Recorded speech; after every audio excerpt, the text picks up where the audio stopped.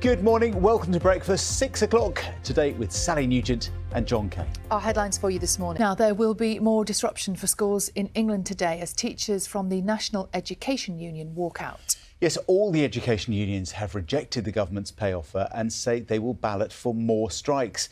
Ministers say the deal on the table is fair and reasonable. Christian Johnson reports. Much indeed. We'll be talking about the strikes, all things politics, when the leaders of both Labour and the Liberal Democrats sit on the sofa with us here this morning. Yes, Sir Ed Davey will be here at 10 to 7. And then at 7:30 this morning, we will be joined by Sir Keir Starmer. It's 9 minutes past 6. And before all that, more than 100 police officers in France have been injured during May Day demonstrations.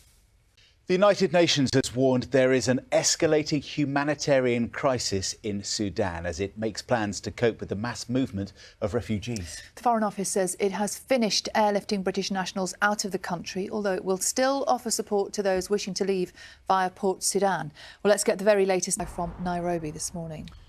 We started with strikes. Another strike for you. This one is in Hollywood, though, where writers are set to go on strike for the first time in 15 years after the two sides in the dispute failed to reach an agreement. Yes, the move is likely to take scripted talk shows off air and could cause autumn series of popular dramas and comedies to be delayed. Our Los Angeles correspondent Sophie Long reports.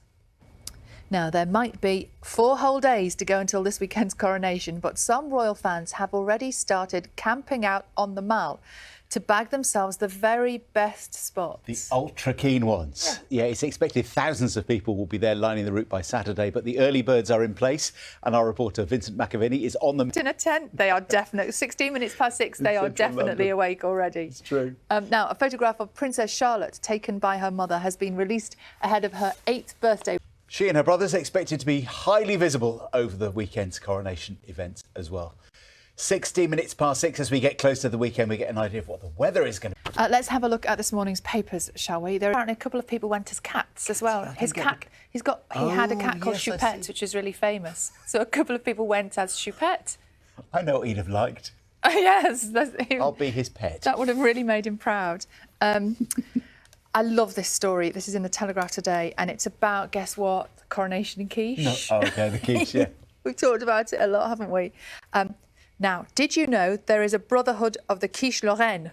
No. The original quiche Lorraine, which is from Lorraine. A union of quiche makers? Yeah, and they basically saying that there is only one quiche.